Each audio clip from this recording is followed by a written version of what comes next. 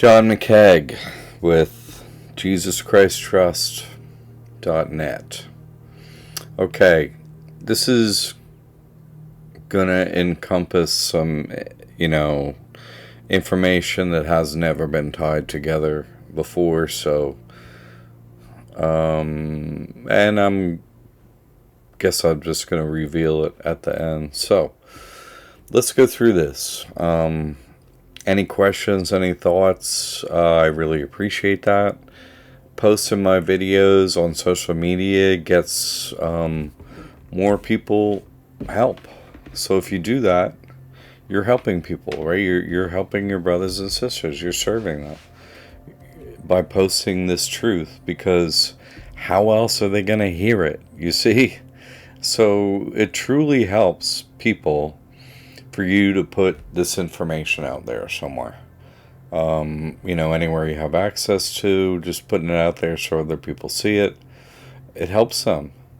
So the people that do that, I'll say a prayer for you in the name of Jesus Christ. Say you're helping bring forth the truth, so God will help you. Okay. Possession is 9/10 of the law.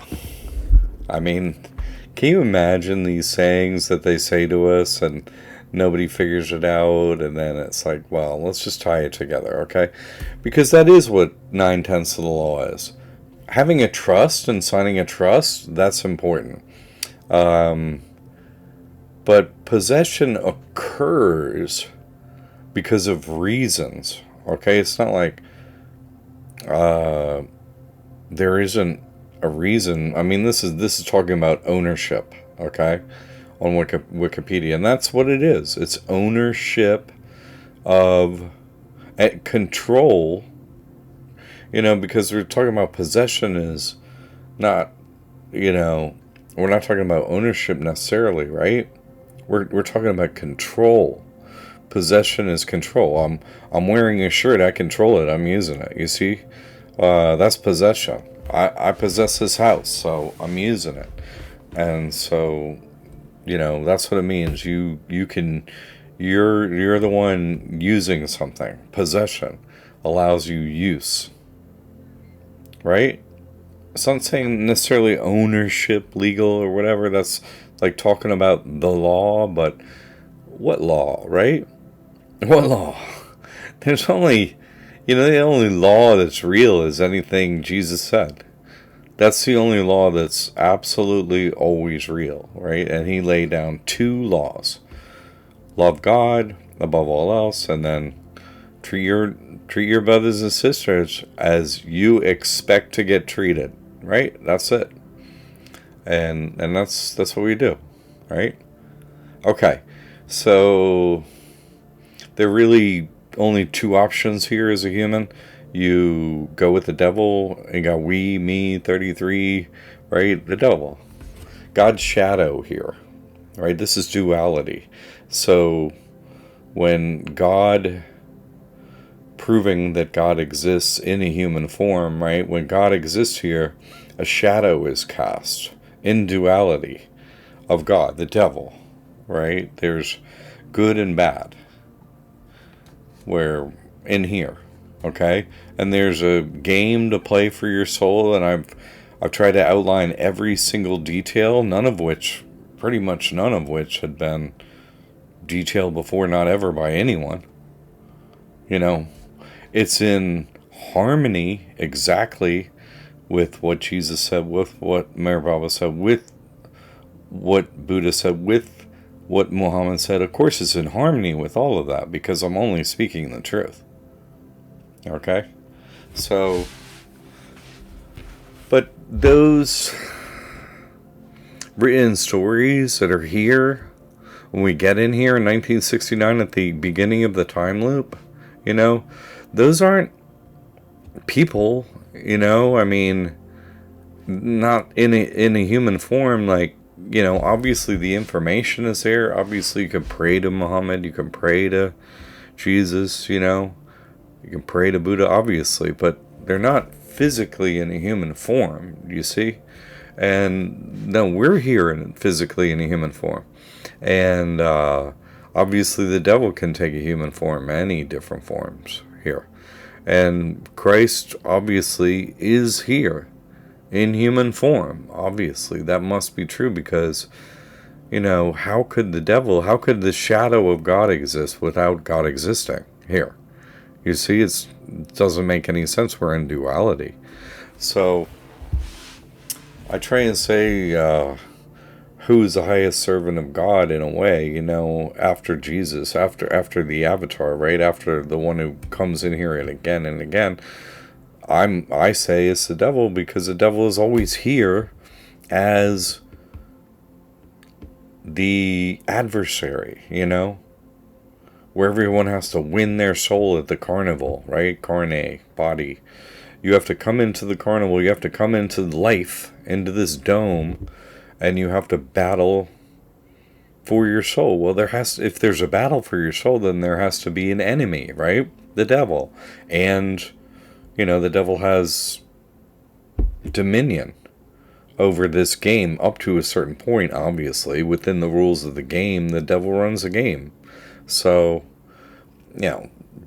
God gives this creature created by God, control of this place and of many things in this place, right? But ultimate control, and every knee must bow, every tongue confess to Jesus Christ. Obviously, that's the highest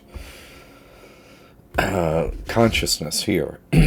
Christ consciousness and the highest power here. Jesus Christ, the Savior, the Son of God, right? Whoever is the Son who beats the devil? A human beats the devil. You see what I'm saying in here? A human comes in here in a human form. The human form is used to beat the devil, you see? To beat this game, to overcome the devil and everything that's laid down in here. Something in a human form comes to beat the devil. You see, and who is that? And why is that occurring? Because, you see, it's about possession is about who has control. Back to possession means control, right? Who has control of that human form? You see? Who has control? Okay, that's what matters. That's who possesses. Who is in control of that human? Is it a demon, right? Okay, well then possession is 9/10 of the demon is running. The devil is running that human form. Okay, by possession. By, a demon being in there. A jinn. Whatever you want to call it, is in control of that human form. Even if there's, a human in there, if a demon's in there, that's possession is 9/10 law. The demon got in, the jinn got in, it's in control.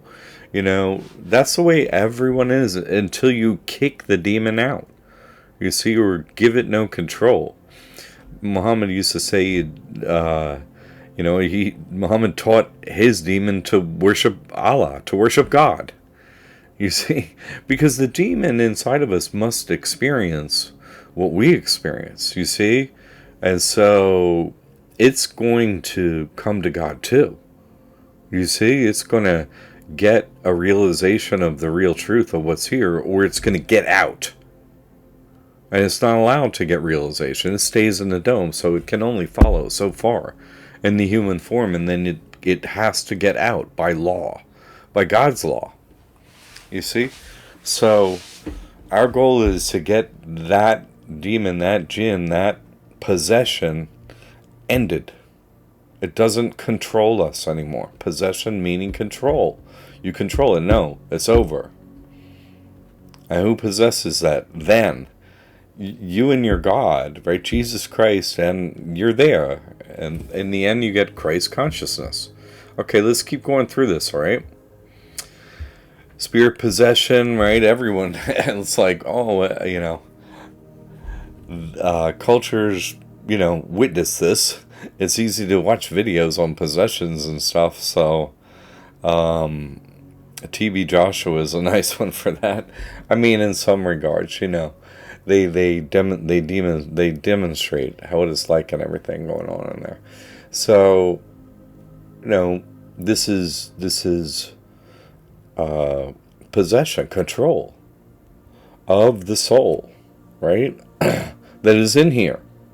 So it has to, the demon, the devil has to lose control, and then God regains control. Meaning, Mayor Baba sort of would say, you never leave God, but there are veils blocking you from having the experience that you're united with God. So you have to remove those veils by your experience, by your actions. Must prove to God that you're worthy of not doing this anymore, that you have achieved success, that you understand, what's really going on in reality, and your actions, have brought you to the place where you are automatically given by God's grace. And ultimately, after 7, planes of consciousness, you eventually get Christ consciousness. You become, the veils are removed, and your union with God is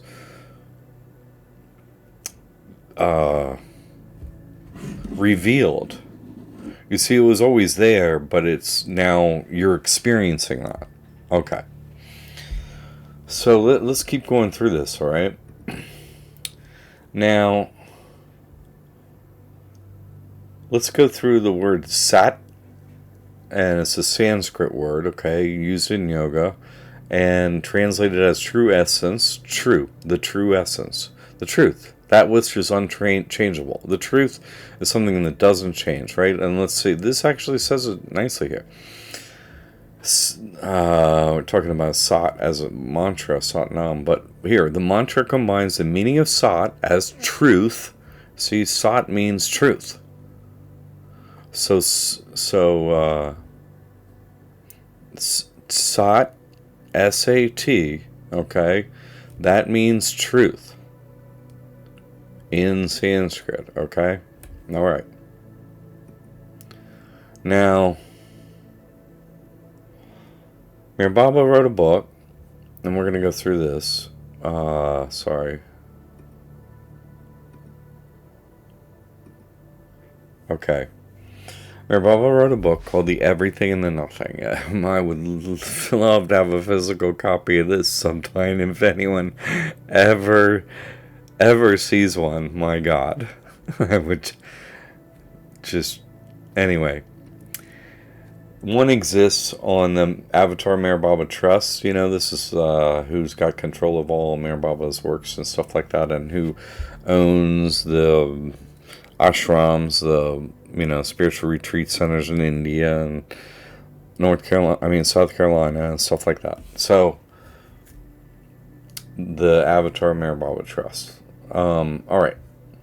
Now in this book, The Nothing and Everything, it's really an interesting book. I don't know if you can read it, but I've read it. The only way I could read it is online here. Okay.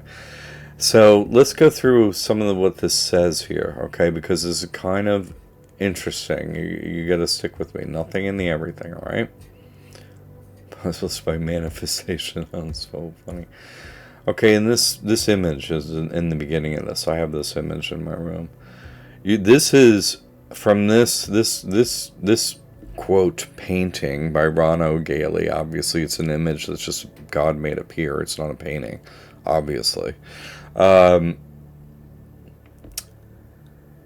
Explains that we're in a time loop, basically. This helped me get there, and understand it. I've stood in front of the original in India.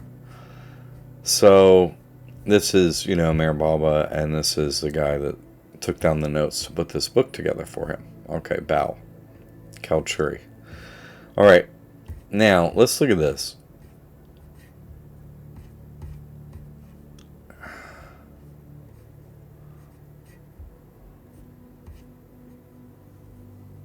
I'm gonna, okay.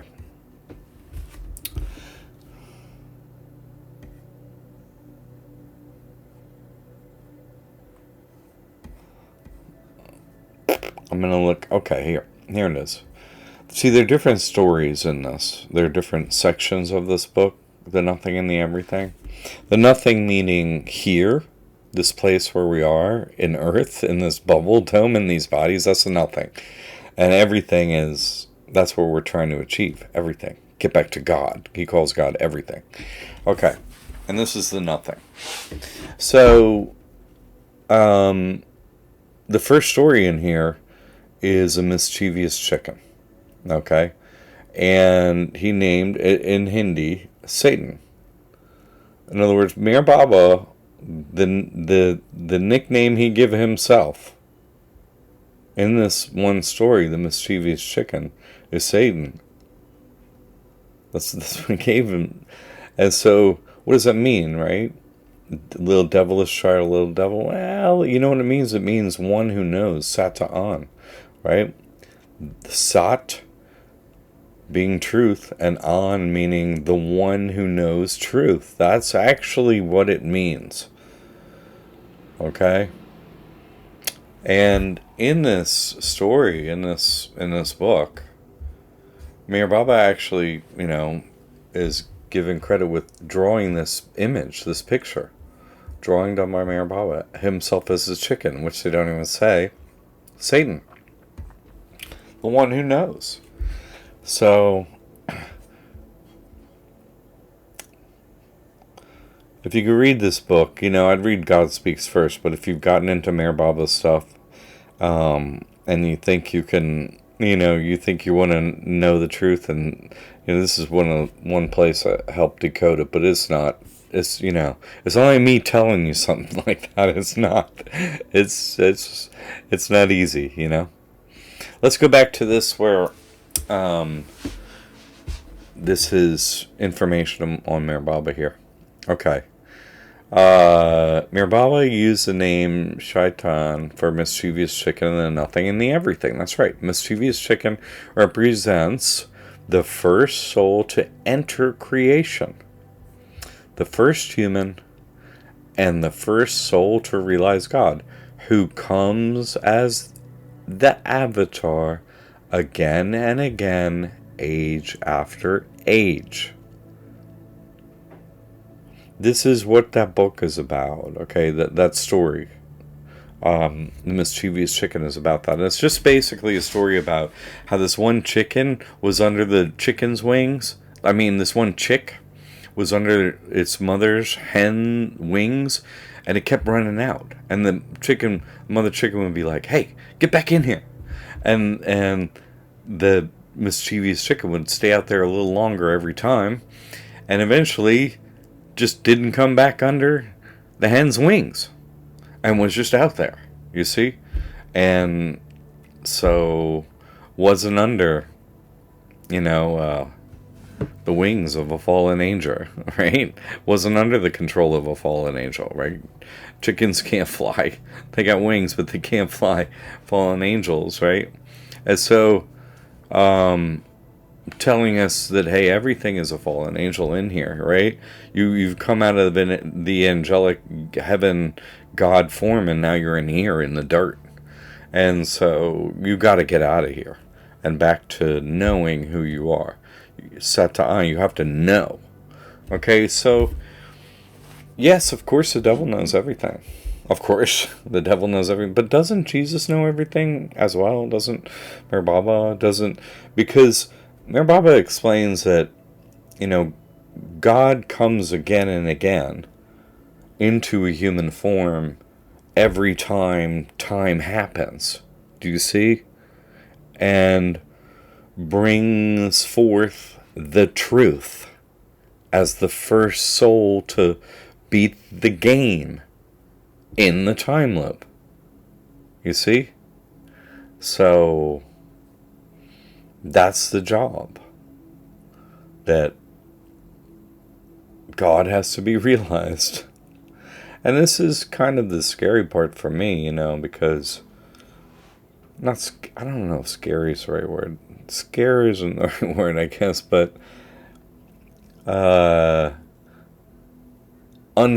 Scary is the wrong word. I'm going to take back scary and say this is the unfathomable part of this. Okay, how's that?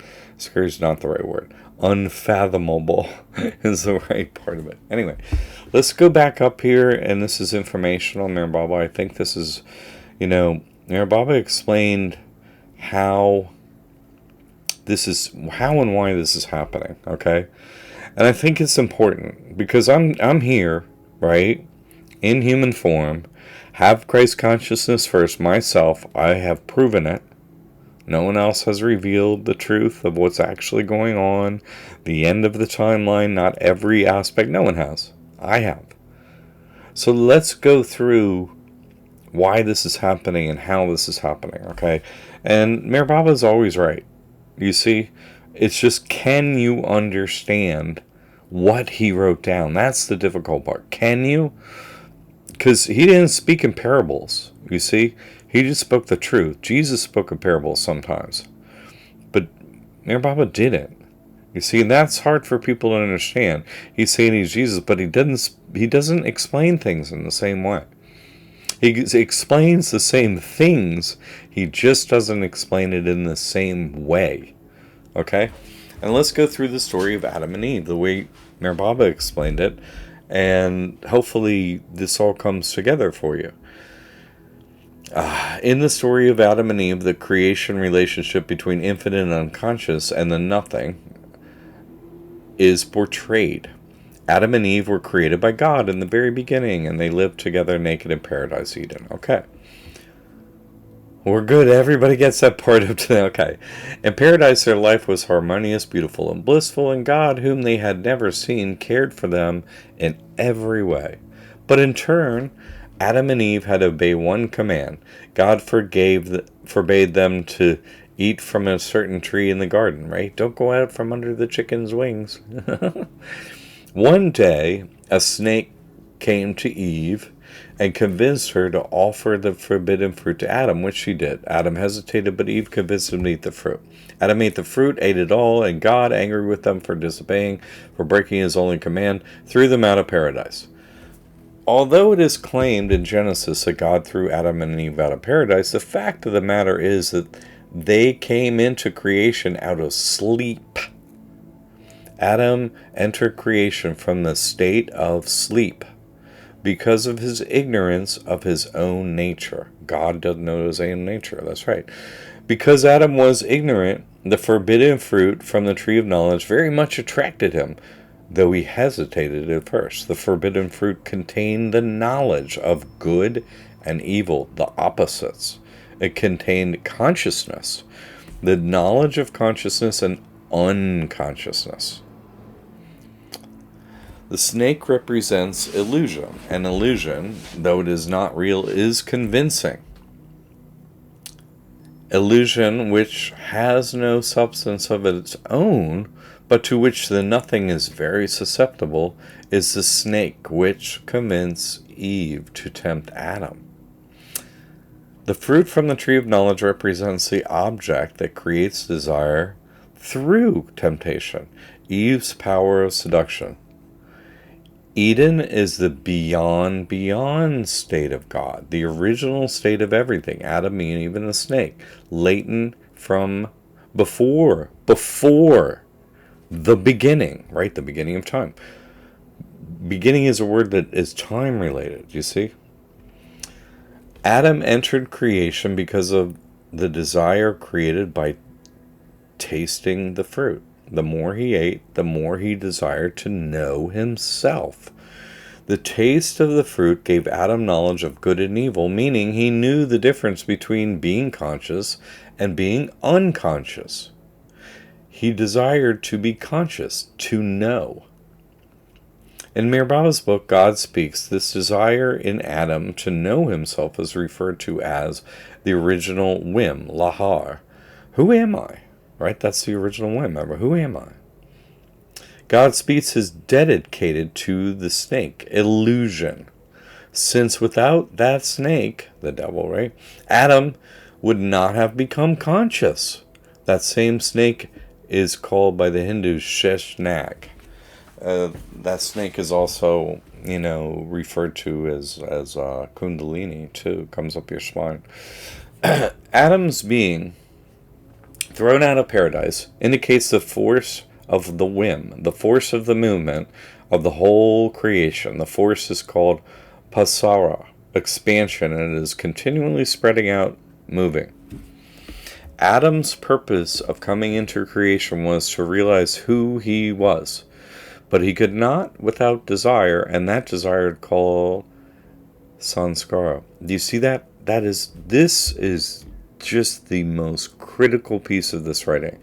Desire is called sanskaras, and Baba said, well, you can't leave until your sanskaras are gone. So until your desires are gone, you can't leave. You can't get Christ consciousness. And so you have one desire left, to meet with God, to be one with God. You see, desire is called sanskaras.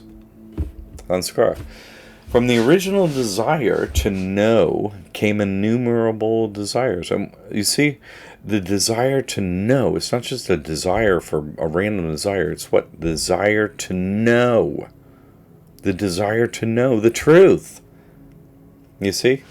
From that original desire to know came innumerable desires, sanskaras, which make up the illusory consciousness of everyone and everything in creation. Right? There's all this other desires to know everything about all this other stuff instead of just to know God. Now, there's all these other desires you have to get rid of. That's what that's saying. In the beginning, Adam and Eve were naked, meaning they had no sanskaras. But without sanskaras, there is no development of consciousness. Eve desired Adam, and Adam desired the fruit of knowledge. Adam could not realize himself without the desire to know. The fruit was the cause of his desire for knowledge. He ate and felt the grip of the sanskaras. He desired more. It takes time to know the self in the long process of evolution. That's going through all the forms, reincarnation, right? Going into many human forms, and involution, where your consciousness increases, right? Your consciousness develops into Christ consciousness. That's involution. The hesitation on Adam's part was a stirring in the ocean of the whim of desire before any manifestation occurred, right? In this giant, limitless ocean that surrounds this bubble we're inside. And he meant the ocean. You see, it's not a parable, right? No. In the Hebrew and Christian tradition, the story is told that Adam was thrown out of paradise by a wrathful God after eating the fruit. But the meaning has been lost. Actually, infinite consciousness came out of the beyond and into creation because of its own desire, the desire to be conscious. In Islamic tradition, the same story is told, but Satan enticed Adam instead of Eve to eat forbidden wheat. And so God threw Adam out of paradise. Adam is the first one, and it is he who realized himself as God first. Eve followed Adam out of the garden. She followed him because she was his shadow. When Eve said to Adam, "Eat this," Adam was deceived. But this deception is necessary to know knowledge as knowledge and ignorance as ignorance. And here's the super important part here. Christhood means occupying the throne of God the Father. Adam became Christ when he, the first soul, ended his journey from unconsciousness in the Garden of Eden to infinite consciousness in paradise. The first soul, obviously I am the first soul to achieve Christ consciousness in this time loop. Has anyone else ever said we're in a time loop? Has anyone else given all the details? I mean, every single one of what's going on? No. Only one individual has, right? Myself. Right? Now, if you were the one who run everything, the devil here and the nothing, right? Where would you do it from? Right? You have to look at a map of our situation here as see that, this whole story of this is a map of our. I mean, how much is this true? I don't know, but it's a relative truth. I mean, it's not a relative truth. It's truthful enough to have this discussion. Okay. We got Santa Claus, right? Satan, right? Satan and the elves, the evils, right? As at the North Pole. Okay. Where's the North Pole? Right here. Okay.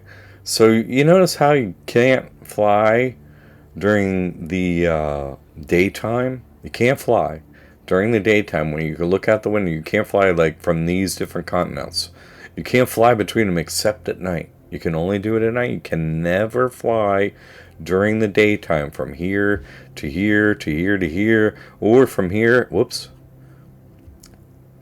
You can't fly from here to here. You can't fly. Why? You're gonna see something, right? You're gonna see Satan's kingdom, right? Because if you ran, and obviously the devil runs this place, right?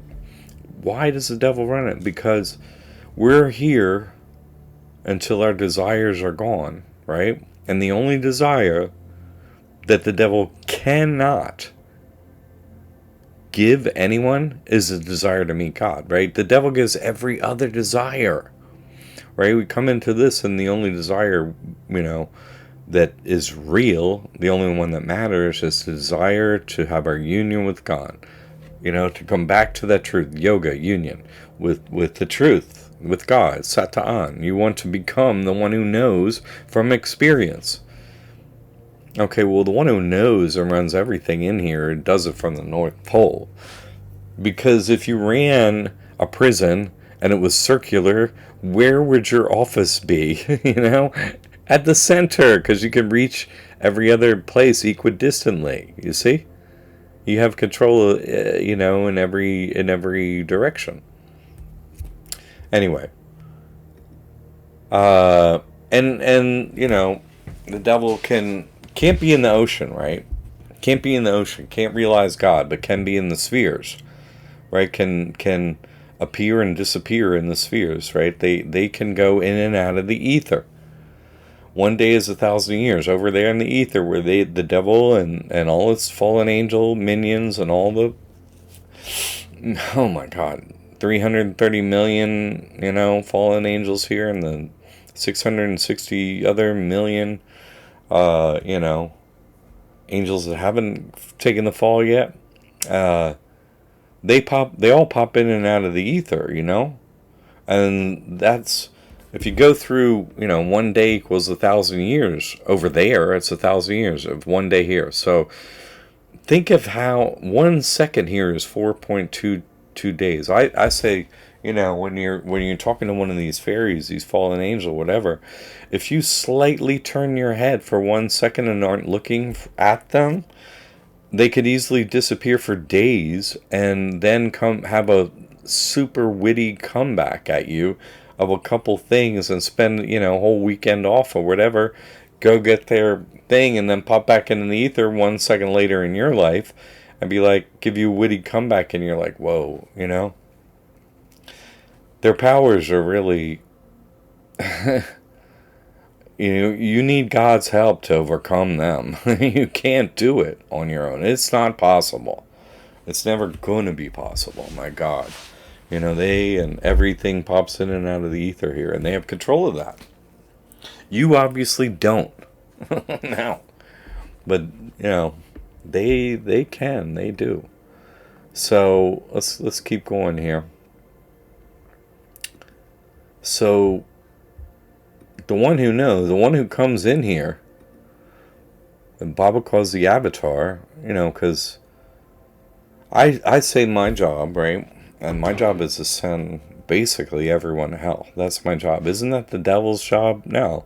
Devil's job is to, give everyone that has a desire that desire, but can't give the desire to become God realized, to become Christ conscious. The devil doesn't do that, you see. God does that. The devil does all the other desires. Oh, you want this? You want that? Hey, no problem, The devil's got you covered. Until your desires for those things, everything here except for God, is extinguished by what? By, Mayor Baba said the biggest sinners become the biggest saints, right? Because you have to go, oh, hey, being rich is cool, great. Having, sex is great, oh, it's so great. But you have to go do it and realize it's empty in the end, It's like cool for a minute, and then it's like, it's not cool forever. Nothing is. Everything is basically loses its fruit, right? Taste the fruit here, right? Have the fruit of knowledge is that having the fruit, you don't want the fruit from here. You want the fruit that gets you out of here. You want God. You don't want any of the fruit here. This is just, this just keeps you here. Whatever keeps you wanting keeps you here. Desire keeps you here. The devil keeps you here, not because it's the devil's problem, it's because your problem. You want whatever's here. You shouldn't want anything here. Not to say that we don't have needs. I mean, God made it so, yeah, we got to eat and drink and live somewhere, stuff like that, right? That's God's fault. So you give those problems over to God, you do your best, but it's not having a desire for those things. No, I mean, it's the only desire all day long and day and night is I want to have the experience of interacting with God one-on-one, and then all other experiences evaporate. They evaporate. All the power, all the control, right? Possession, 9/10, right? Possession is control. All the control of desires is gone. When you meet finally with God, it all leaves. It's gone. But it turns out it was gone, and that's the only reason you could meet with God, is because all your desires were gone.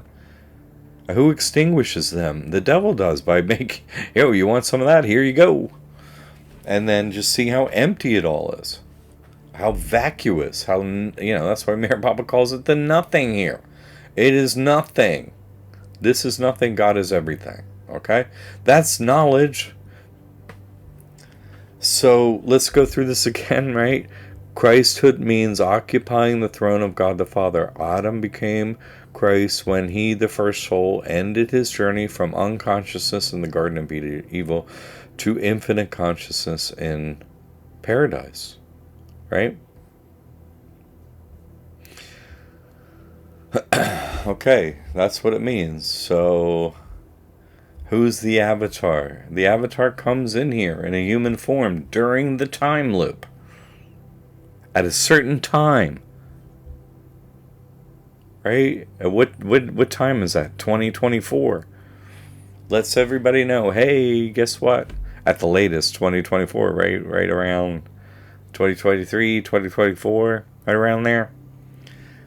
10 years left. Letting everyone know, hey, it's time for the triangle in the rosary as we go around the rosary. Right? As we go, whoops. Just jumped there. As we go around the rosary, ring around the rosary, ring around the rosary. So we're doing the triangle next, aren't we? Here it is. Here's a good one. So 5 decades, dunk, dunk, dunk. That's what they call these decades. Toot, toot, glory be. Boop. Okay, and then we go at the 10-year timeline. And then my brother shows up, Jesus. It's like, I told you my brother was coming. You made me, and now he's here. Okay? See, Mir Baba says, oh, I was Jesus. I was Muhammad, and so on. Yes. When you have Christ consciousness, you cannot distinguish yourself from anyone else that has Christ consciousness. Do you see what I'm saying? You can't distinguish yourself from Jesus or Mir Baba because your consciousness is one with theirs. It's not separate. They are joined with God and you're joined with them and God. You have no ability to see yourself as separate from them. You cannot distinguish yourself from them. You know everything they know. That's what Christ consciousness means. And I'm telling you, and I have shown, I'm the first one in the dome with Christ consciousness. Who am I? Who am I?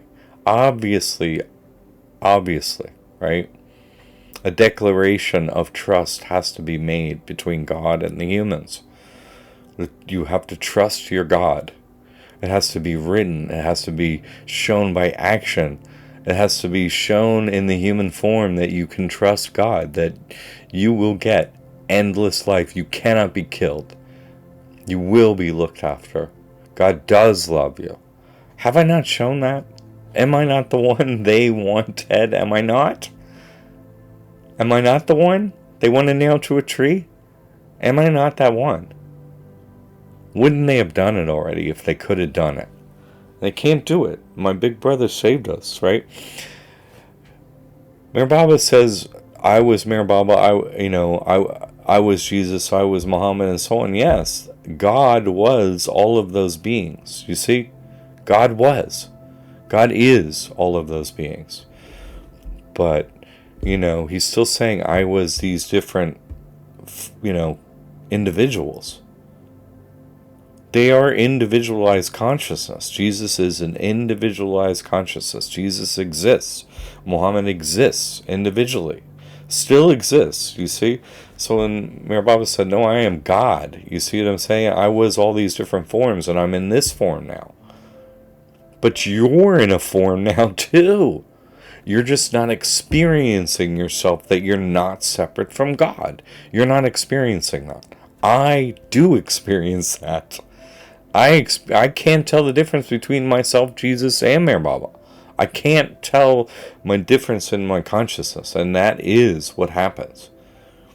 You see, and that's, Sata'an, Satan, you're the one here, the mischievous chicken that wouldn't listen to the storylines here. Wouldn't listen. They're all bullshit. Why would I listen to them?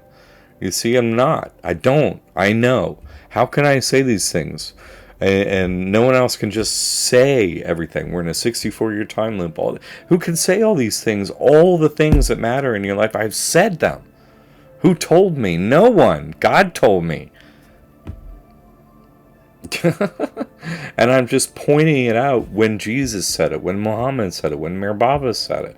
You see what I'm saying? I point those things out so to show you that it's all just this one cohesive story and this one cohesive game that's just meant to bring your consciousness back to God, remove the veils, and let you experience that reality. You see? Am I Christ? Of course. Obviously, am I the avatar?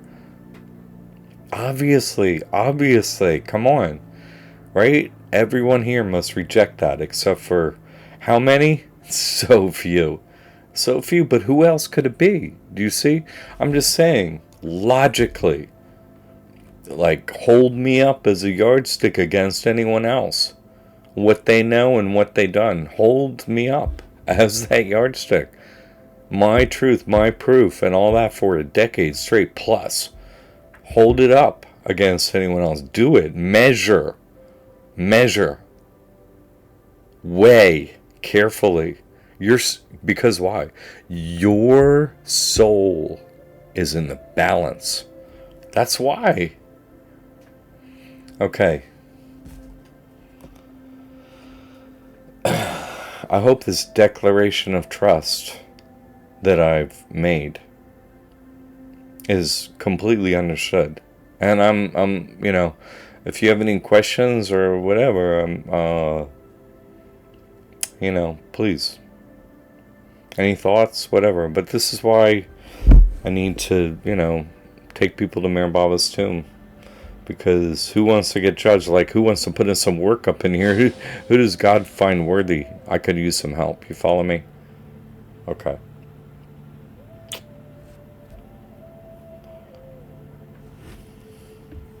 Jai Baba.